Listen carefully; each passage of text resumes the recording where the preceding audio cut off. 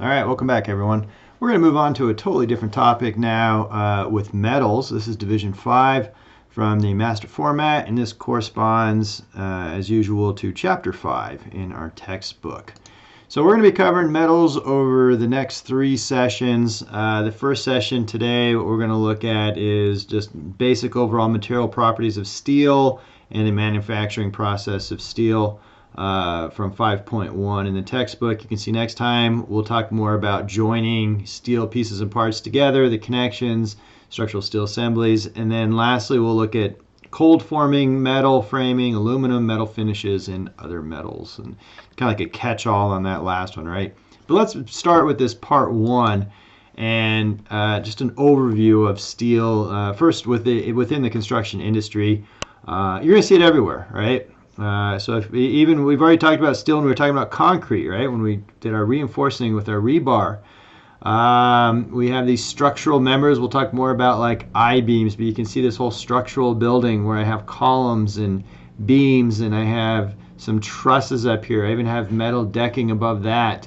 I have some metal joists where I'd be attaching my drywall. And you can see just all throughout. So I would say it's one of the most common materials that we use in the construction industry.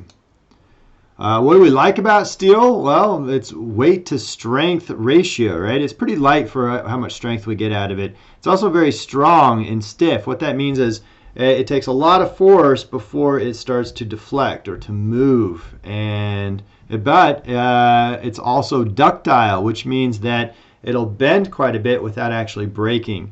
So something like that is very important if we were talking about absorbing energy, like say in an earthquake where I have all this energy that I need to dissipate through the building. If I have a ductile metal structure, it can absorb that energy. If I had concrete, it can't absorb the energy. It is not ductile, so it would collapse.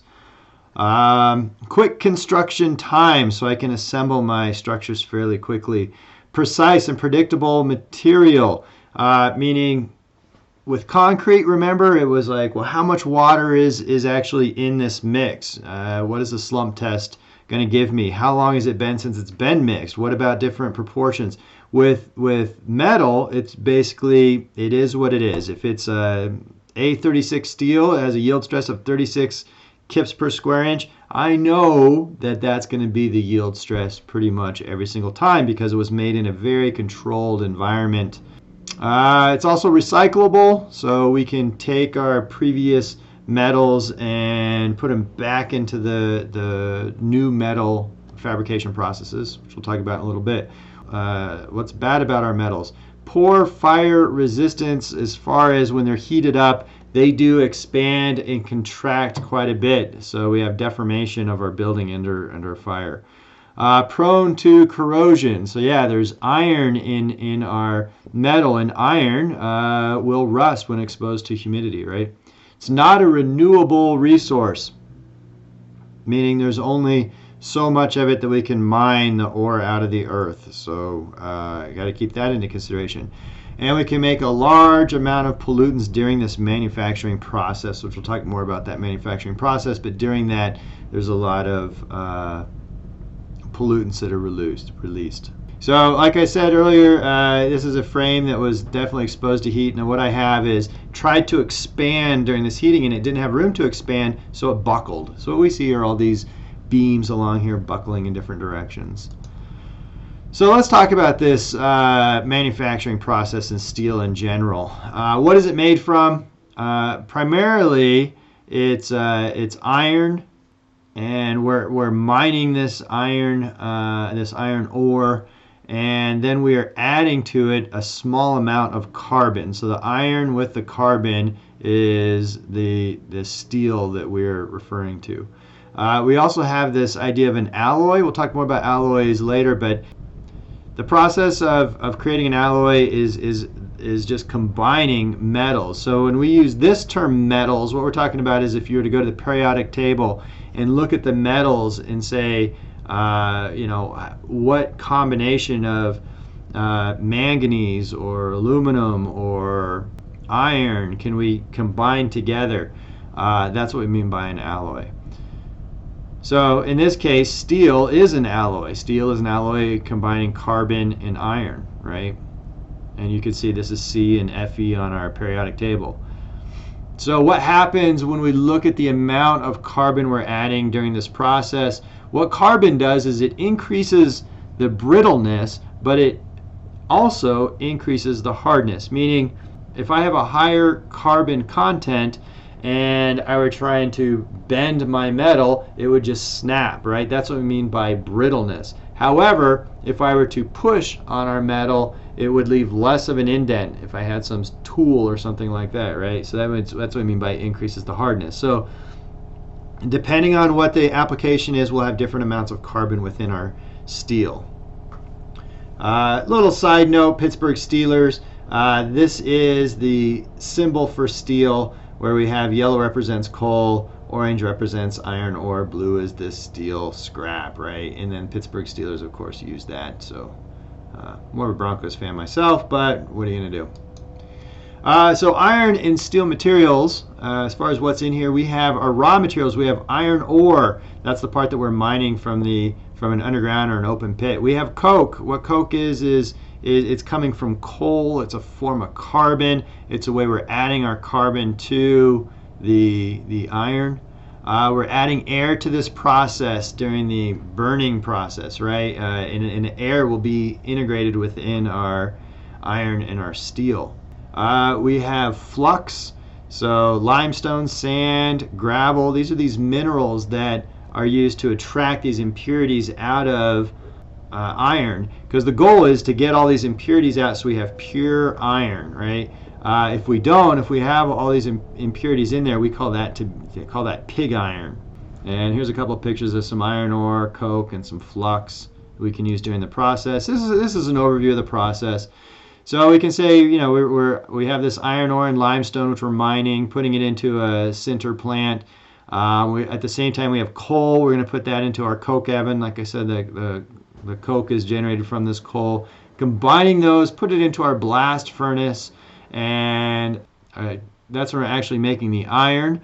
And from this iron, then we put it into our basic oxygen furnace, our BOF, and adding this oxygen in this process is when we're actually making our steel.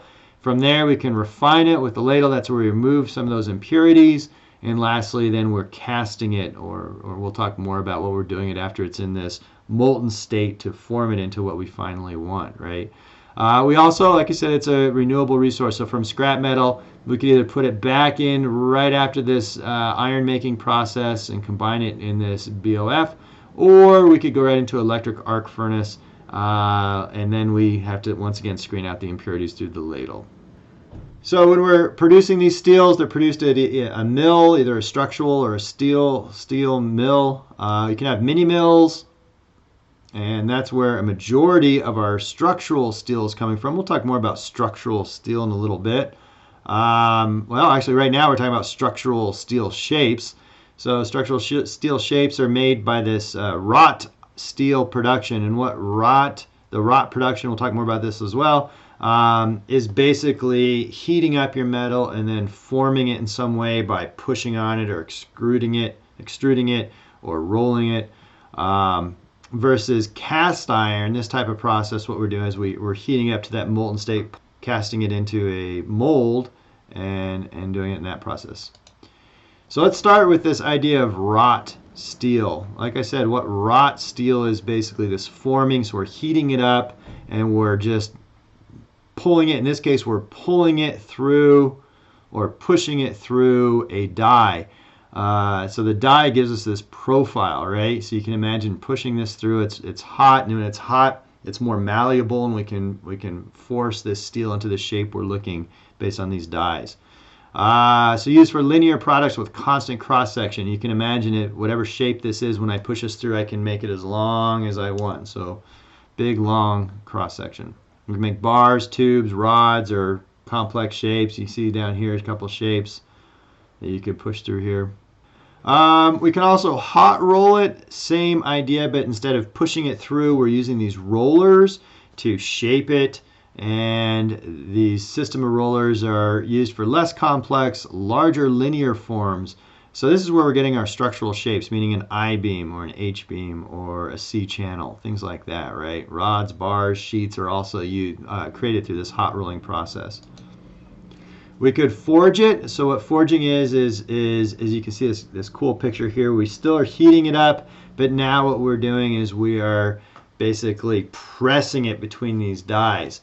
So we have pulled it through the dies and pushed it through these rollers, and now we're physically just pushing down on our steel. We can have either an open die or a closed die. Open die squeezes between two flat surfaces versus a closed die. We have a hammer that's pounding steel between carved dies until it reaches that desired shape. So this is different than cast steel. So cast is heating it up to a molten, almost like a pseudo liquid form where I can pour it, and I can pour it into a mold. And once I pour it into the mold, then I let it set up. And this is for complex and massive shapes. Also for high carbon, because remember what we said about carbon. If we increase the amount of carbon, then our steel becomes more brittle. Well, the problem is if you have a very brittle steel and you are trying to shape it by extruding it or pounding it or rolling it, what happens is it'll fracture, right? So that's why when we have this higher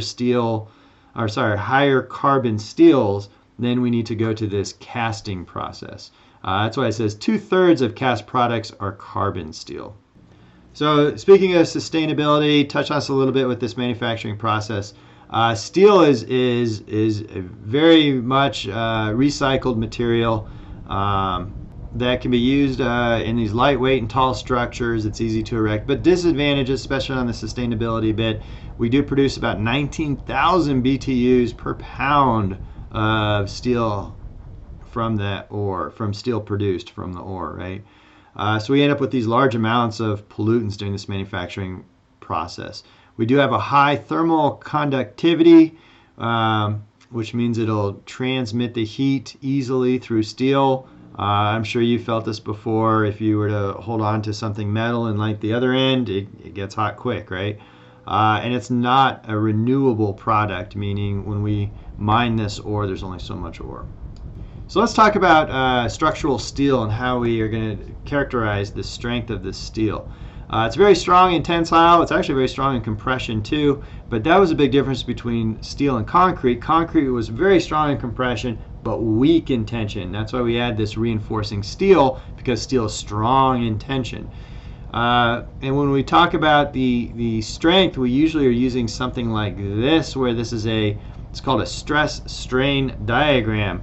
So stress is related to force, right? It's how much force I'm applying to something. It's a force per square inch. And with that, if I apply a force to an object, I expect it to change in shape, right? So if I put this under tension, it changes in shape. How much does it change in shape? That is our strain. Strain is measured in inches per inch or millimeters per millimeter. And that relationship between the two is this linear section in here, where we call that the slope of that we call our Young's modulus, right? Or our modulus of elasticity is another term you'll hear. Basically, that is a relationship for how much I pull versus how much it'll stretch. This would be a very mellow slope. It would be like this, because it is very easy to pull. If I had a very stiff material, then it would be a steeper curve or steeper slope, right? So what we do is we put a steel sample, this is called a specimen, in a testing machine, and the testing machine will measure how much load versus how much it stretches, right? And from that, all steel ends up with the same character as steel, will have the same overall shape. For instance, I might have a stress over here of 50,000 psi, and that is a grade 50 steel. So anytime I have a grade 50 steel, I know that that is the point that it yields. So why do I care about this yield strength? That's the point where it is permanently deformed. See where I stretch this and let it back, or release my load, and it goes back to the original shape. If I go beyond this point and come way over here, if I were to remove the load, it's permanently deformed. It's like a different length. That's why I see this is the test sample before and after. Even though it broke, if I were to put it back together, clearly this one is longer than the other one. It's permanently stretched out, right? Because I've gone beyond that yield point. Well, when we talk about in industry, that's bad. You know, once we go past yield, if we have a building, it's permanently sideways, that'd be bad. So we always live in this linear region. As engineers, we design within that linear region. We have safety factors which keep us like halfway down this linear region, so really we're living like in here, right? But regardless, the idea here is that what I want to know is what is the yield strength. That's the strength of our material. In this case, that'd be a 50,000 psi steel is what I have it drawn. So another way we can categorize or talk about our steel is with this carbon content. How much carbon is there? And like we said earlier, if there's more carbon, it becomes more brittle.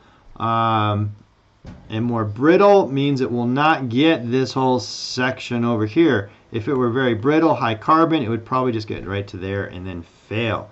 Ductile is when you have less carbon, and it makes it less hard, but it makes it more flexible. So this would be a ductile material, right? So let's see. Carbon steel contains carbon, but not other alloys for specific properties.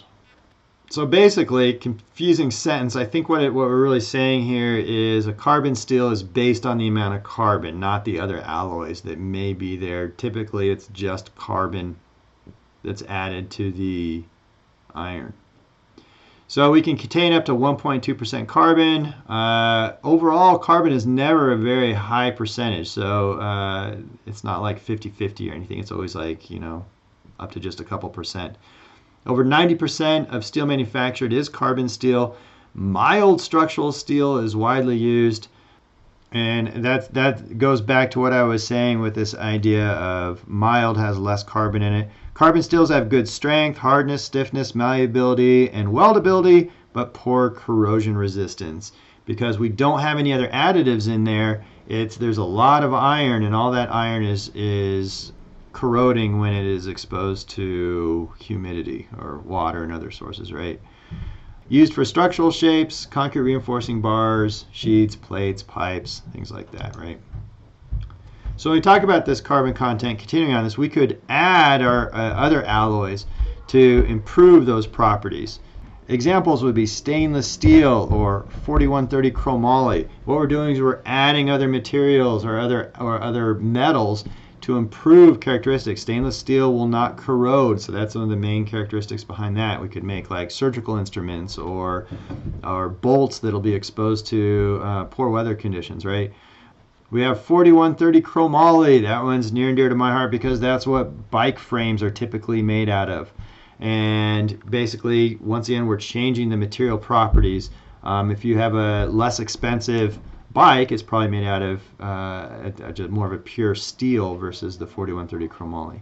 So what are we adding? What alloys do we use to change the properties? We have manganese, nickel, chromium, molybdenum, silicone, boron.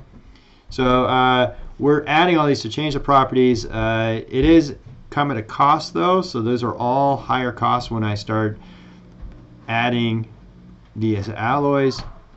But I can get a higher strength out of it, up to 100,000 psi, right? Where before we were just talking about a 50,000 psi for our grade 50 steel. And like I said before, for weathering, we can get a coating on there, like a galvanized steel, something like that, right? Or stainless steel, where I don't need to have this protective coating or a painting. So let's talk a little bit about steel shapes. We have a number of them. We have W shapes, which stands for wide flange. We have S shapes. Looks almost the same, like it's an I shape, but the difference is this one has a smaller flange down here. That's why it's not called a wide flange. American Standard. We have MC, miscellaneous channel. So this is a channel over here, or just a C, which is just a channel. We have a WT. That's cut from a W shape, so if you were just to cut it right there, I'd end up with a WT, versus an ST, which same idea. If I were just to cut off the bottom flange, I end up with just the top half and the web, right? So, by the way, these are flanges are on the top and bottom, and the center part is your web. Just more terminology here. So structural steel shapes, these wide flanges that I was just talking about, they are formed through that hot rolling process we discussed earlier. And as far as the sizes, they can be 4 inches deep or really deep down to 40 inches. They weigh, of course, based on however deep they are or how thick they are for their flanges and their webs. They can weigh as low as 8 pounds per linear foot or up to or greater than 700 pounds per linear foot. So 1 foot is over 700 pounds. That's a heavy beam. They're used as either beams or columns. They can be tall and narrow shapes in general. If they are square shaped, they're more likely to be used for columns and piles.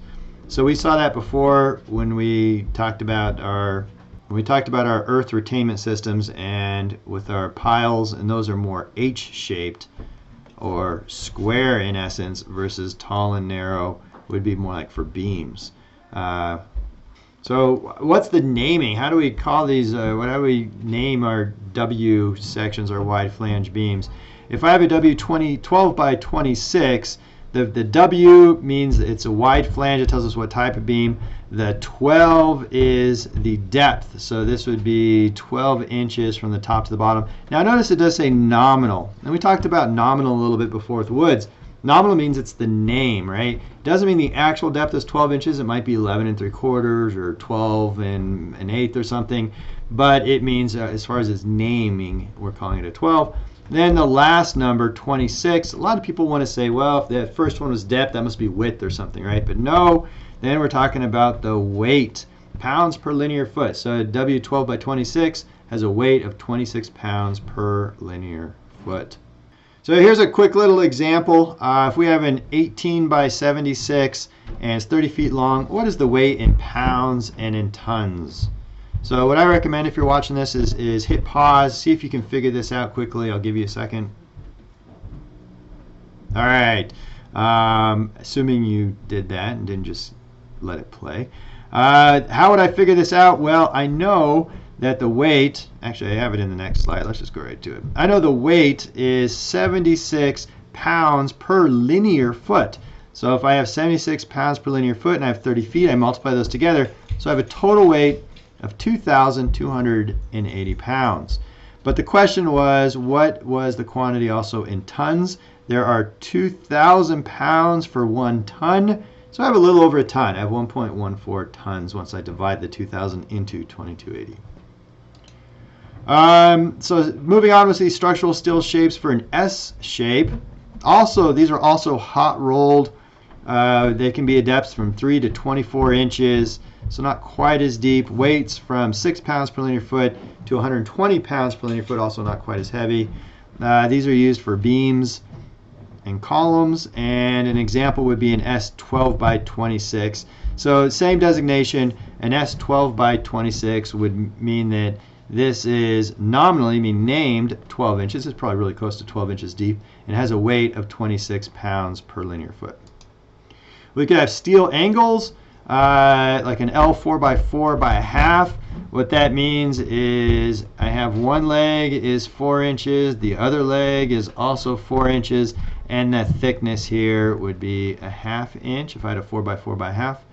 Not too hard on that one. I can have channels, C-shaped channels. In C-shaped channels, say I had a C9 by 13.4. Once again, the first number is the depth like these other ones. So this would be 9 inches. It's nominal once again, so close to 9 inches probably. And it has a weight of 13.4 pounds per foot. So there's a summary of what I basically went through for these different channels and angles.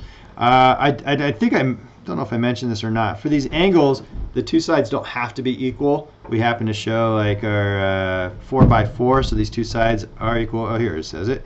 But they don't have to be, so it could be a 4 by 6 by a half or something, right? Yeah, and you can go through those and basically see this designation or how we're calling it. So structural T would be same idea. So if I had a structural T and it was an ST 9 by 26, I don't know, then this distance would be 9 inches deep and it would weigh 26 pounds per foot. So that's what I have for this presentation, beginning at the steel section. Once again, let me know if you have any questions or comments, and I'll see you all next time. Thanks.